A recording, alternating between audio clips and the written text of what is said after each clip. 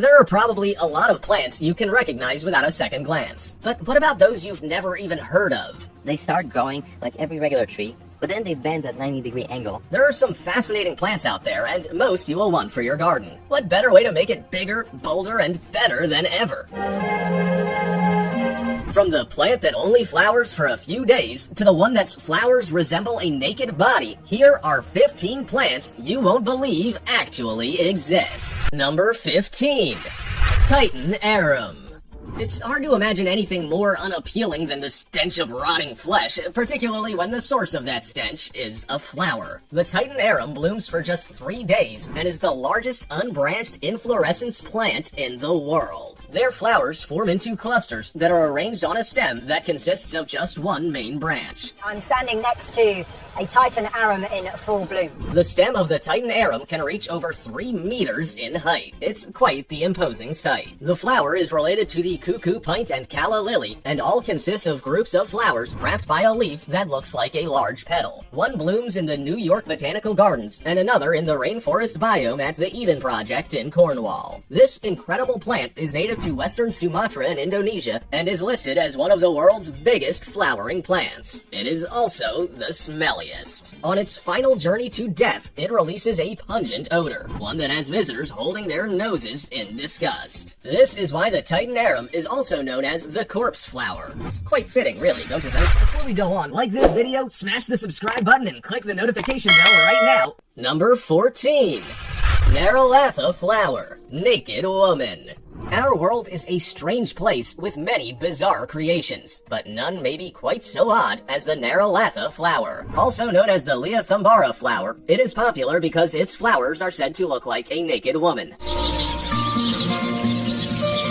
But whether the flower actually exists has been called into question. Upon conducting a search for pictures of the flower, you might find several versions. Some take the appearance of a complete woman from top to toe, while others look like a pear with a feminine face, and another version is very flower-like. The body is white, and the limbs and head are purple. This particular flower looks legitimate, and so too does the pear version. But the intricate pale green woman with her hands carefully placed to protect her dignity has many believing the flower is a fake. In Hindi, its name means flower in the shape of a lady. If indeed it does exist, it is rumored to only bloom once every 2 decades, making it among one of the rarest flowers on the planet. It's also the most talked about over social media. The origin of the flower is shrouded in controversy, with many claiming it can be found in Sri Lanka, Thailand, and the Himalayan region of India. You would think that a flower this unusual would have drawn the attention of scientists across the globe, but this isn't the case. Considered one of the most wonderful and rare flowers in the world, where did the Narolatha come from? Or does it even exist? Number 13. Psychotria alata, hot lips. If you're walking through a rainforest and you catch a glimpse of what appears to be a bush full of puckered red lips, your eyes aren't deceiving you. These beautiful floral arrangements are called Psychotria alata, or simply hot lips. This tropical plant is found in rainforests across Central and South America, including Ecuador, Costa Rica, Panama, and Colombia. It is extremely sensitive and requires a specific climate to grow. Described as more of a shrub than a flower, the Psychotria alata is part of the Rubiaceae family. Members of this family are recognized by their unusual leaves rather than their flowers. Yes, the luscious red lips that you see on this plant are actually its leaves. The flowers aren't nearly as memorable as they sit inside the lips, hidden from view. And they're not just any lips either. These resemble those of Angelina Jolie and Mick Jagger, perfectly puckered and ready to kiss. No wonder they're nicknamed hot lips. Just like an attractive woman, these lips have seductive powers, but not to draw interest from a partner. They help the plant to attract pollinators, like butterflies and hummingbirds. The plant also has special powers too. Its bark and leaves are great for treating skin rashes, coughs, and earaches. Number 12.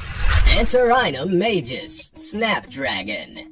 A flower believed to possess supernatural powers has been a popular and common plant in the gardens of many for years. The antirrhinum, commonly known as the snapdragon or dragon flower, resembles a dragon's head. When squeezed, the dragon looks to open and close its mouth, with just a flaming breath missing. Children find them fascinating, with many pulled apart by their overly eager hands. But fortunately, the surprises continue, because once the flower has died, the seed pod left behind looks like a skull. It's little wonder, then, that ancient cultures believed the flower could offer them protection from deceit, curses, and witchcraft if they were planted in their garden. And that's not the only belief surrounding the snapdragon. Yet another myth maintains that they are able to restore youthfulness and beauty to any woman who eats them. Now, if you ask me, you'd have to be pretty vain to try this one out for size, wouldn't you say? Just how many heads are required for such a potion hasn't been confirmed. It's surprising, however, that more witches didn't raid gardens to snatch them in the hope of repairing their haggard features. In fact, it makes you wonder whether the rumors about their magical powers are even true. Number 11. Trees in Crooked Forest. 400 pine trees were planted in the village of Notorano, northwestern Poland, in 1930. This fact alone seems relatively unexciting, but it's the way the pines have grown that makes them so intriguing. Each tree bends sharply to the north, just above the base. Very cool. I've never seen this kind of trees. The trunk travels across for up to 3 meters and then stands upright again. There's no real explanation for the phenomena, but the trees have gained a lot of interest from visitors, and the forest they reside in has been renamed. Theories about how the Crooked Forest came to be vary greatly, but none have been proven. Some believe that some form of human tool or technique is responsible for the trees growing this way. Others speculate that they may have been deformed on purpose to create naturally curved timber for use in boat building or furniture construction. Both these ideas lack any substance, and so too does the theory that a snowstorm could have bent the trunks. That would have to be some snowstorm. The real reason these oddly shaped pine trees stand the way they do might remain a mystery, but this just adds further allure to what has become a notable tourist attraction in the region. I guess that's one bonus. Number 10. Dionea muscipula, Venus flytrap. When you think about plants and what they eat, you might imagine they're herbivores, dining on plants and plants alone. Most of the time, you'd be right, but in the case of the Dionea muscipula, things are a little different. More commonly known as the Venus flytrap, this fascinating-looking plant is a meat eater catching its unsuspecting prey in its leaves. The plant prefers to dine on insects and arachnids that it attracts using its sweet nectar. As they crawl along the leaves and come into contact with tiny hairs called trigger hairs, the trap prepares to close, snapping shut whilst they're inside. There's plenty of room in the trap, with adult plants typically measuring around 2.5 centimeters in length. Giant varieties can reach up to 5 centimeters. Without a doubt the most famous and fascinating carnivorous plant in the world, the Venus flytrap has a very limited native range, growing only in the coastal bogs of North and South Carolina. Unfortunately, habitat destruction has proved detrimental to the plant's survival, and it is believed to be extinct in several of its native countries. Number 9. Calliana major, flying duck. As soon as you set eyes on this flower, you will easily guess its nickname. The Calliana major, or flying duck flower, is a one-of-a-kind orchid native to the Australian wilderness. They are usually spotted in the open forests and woodlands of Queensland, South Australia, Tasmania, and Victoria, New South Wales, and were first described by Robert Brown in 1810. He named the single-species orchid in honor of English botanist and explorer George Cayley. The orchid can grow up to 20 inches tall and boasts the unique duck-like flower in shades of purple with red and brown tints. These colors make the resemblance uncanny. It's hard to miss. It typically blooms between September and January and is a cheeky wee devil when it comes to pollination. Insects get caught in the beak of the flying duck orchid and unintentionally release pollen while struggling to break free. How handy is that? Sadly, this orchid is not available to purchase as a household plant, as they are included on Australia's vulnerable plant list, on the brink of being endangered. This is mainly due to the destruction of their habitat and subsequent loss of their pollinators. Number 8. Ophrys epiphyra, bee orchid. Orchids are clearly a fascinating flower, with many different variations, some more obvious than others. The Ophrys epiphyra is definitely different and looks to play host to an oversized bee within its leaves. More commonly known as the bee orchid, this short and stocky flower has a rosette of leaves at ground level. 2 or 3 of these leaves grow up the stem to form a sheath protecting the flower inside. Petals shaped and colored like the body of a visiting bee are perched within large pink sepals. These sepals look like the bee's wings. It really is impressive, and the deception doesn't stop there. Not only does the flower have the brown and yellow markings of a bee, it is hairy to touch and emits a female bee scent. Its aim is to attract passing male bees bees in the hope that they will try to mate and thus aid in pollination. In Britain, however, these orchids self-pollinate, so the deception isn't really necessary. Often found in open grassland, disused quarries, sand dunes, roadsides, and even waste ground, the bee orchid sometimes behaves like a rampant weed. It is very common in mainland Britain, but numbers have declined in Ireland, where its habitat has been destroyed. As such, the bee orchid is a protected species in Northern Ireland. Number 7. Impatiens Cytosina, parrot flower. This very rare and beautiful flower can't be found in just any old garden. It is believed to be more commonly found in various countries in Southeast Asia and the tropical forests of Thailand, where it is a protected species. Officially known as the Impatiens Cytosina, the flower is gorgeous and resembles a flying cockatoo. As such, it is often referred to as the parrot flower. The flower needs an extremely hot and wet climate to survive, and because export is forbidden, it cannot be enjoyed in a household garden. For those keen on coloring up their garden with this unique bloom, there are seeds for sale on websites. Unfortunately, they are counterfeit and not likely to create quite the same result. But hey, it might be an option worth exploring. Another issue that inhibits the plant's growth is the fact that very little is known about the pollinators. Some say that it's a small bat or bird, others believe that it may be wasps or large bees. And although the flower itself looks beautiful in pictures, don't be deceived. The bush it grows on is not. It is untidy and wide-leafed and can grow as tall as 6 feet. Not to mention, the flower only blooms for a few weeks around October to November, so it's hardly worth the hassle, really. Once harvested, they are also said to quickly lose their visual appeal. Number 6. Biggest flower in the world, Rafflesia arnoldii. Many flowers across the globe are popular for their beauty and perfume. This bloom offers neither. Not only is it terribly unattractive, it smells awful. Listed as the world's largest bloom, the Rafflesia arnoldii is a rare flower found in the rainforests of Indonesia. It consists of a fiber of tissues inside a vine. You're not likely to trip over it though, as it is huge. It can grow up to 3 feet wide and can weigh almost 25 pounds, depending on its age. The plant has no roots or stem, but it is parasitic, attaching itself to a host plant to obtain water and nutrients. When it blooms, it emits a repulsive odor, similar to that of rotting meat. It might sound disgusting, but the odor does have a purpose. It helps the Rafflesia arnoldii to attract insects that pollinate it. They obviously aren't all that fussy. The plant was discovered by Sir Stamford Raffles in 1818, when he described it as perhaps the largest and most magnificent flower in the world. He named it after himself and his companion, surgeon naturalist Dr. James Arnold. This jungle parasite is one of the rarest plants in the world. It's also on the verge of extinction. The Rafflesia arnoldii seeds are difficult to germinate, and its parasitic properties means it's at the mercy of its host plant. This is a dangerously cavalier approach to life, because without the vine, it's dead. Number 5. Methuselah, oldest tree in the world. If you've ever heard the saying, as old as Methuselah, you're about to find out where it came from. Methuselah himself was a biblical patriarch, a figure in Judaism, Christianity, and Islam, and apparently the grandfather of Noah. Methuselah Grove, a grove of the world's oldest trees.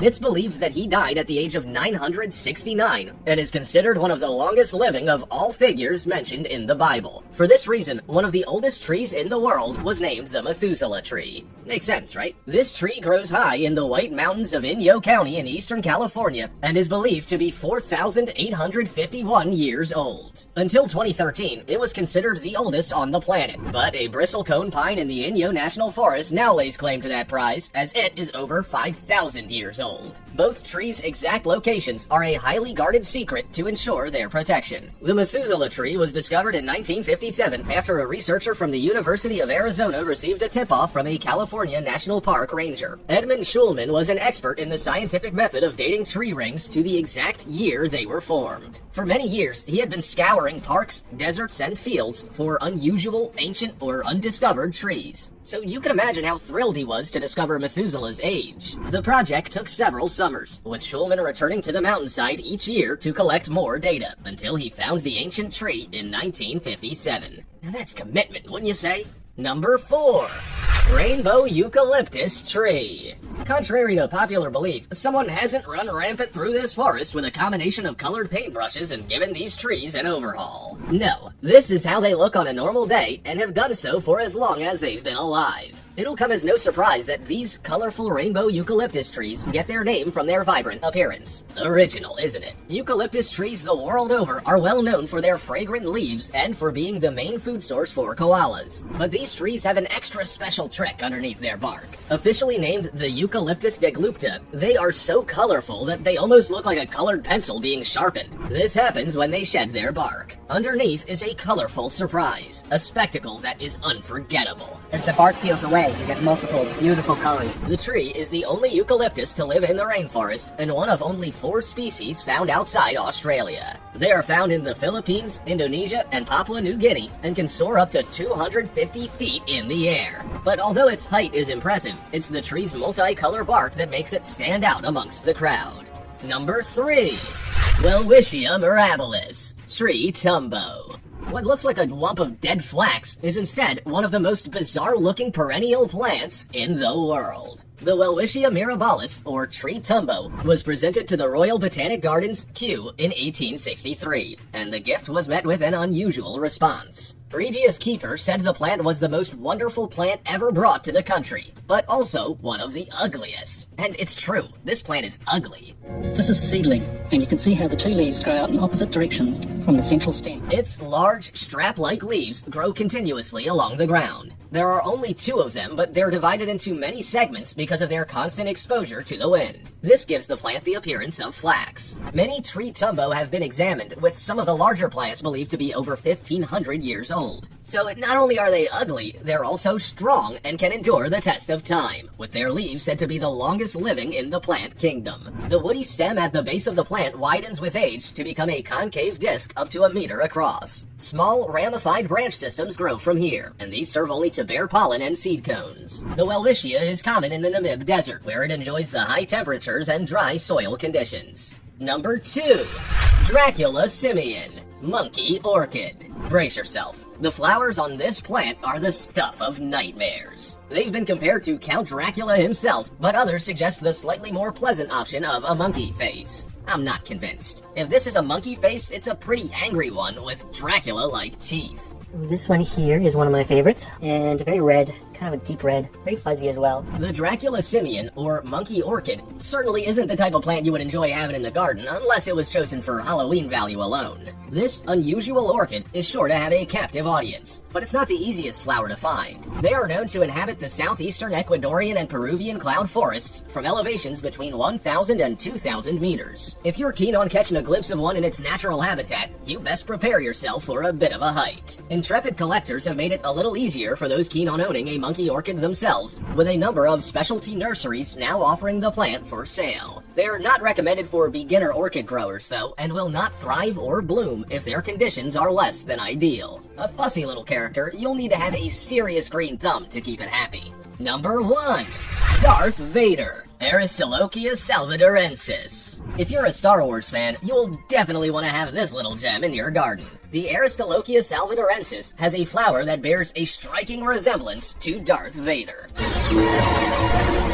As such, it is commonly known as the Darth Vader flower. Photos of these amazing but slightly sinister-looking blooms can be found all over the internet. However, most people will never have the opportunity to see this rare plant in its natural environment. The woody climber is native to the humid meadows and soggy flood plains of Brazil. Like many plants that grow in challenging environments, the Darth Vader's appearance is one that has come about due to adaptations. These adaptations have been made by the plant itself to ensure its survival. Its helmet-like shape, purple coloration, and powerful aroma of rotting flesh make it seem even more sinister than its namesake.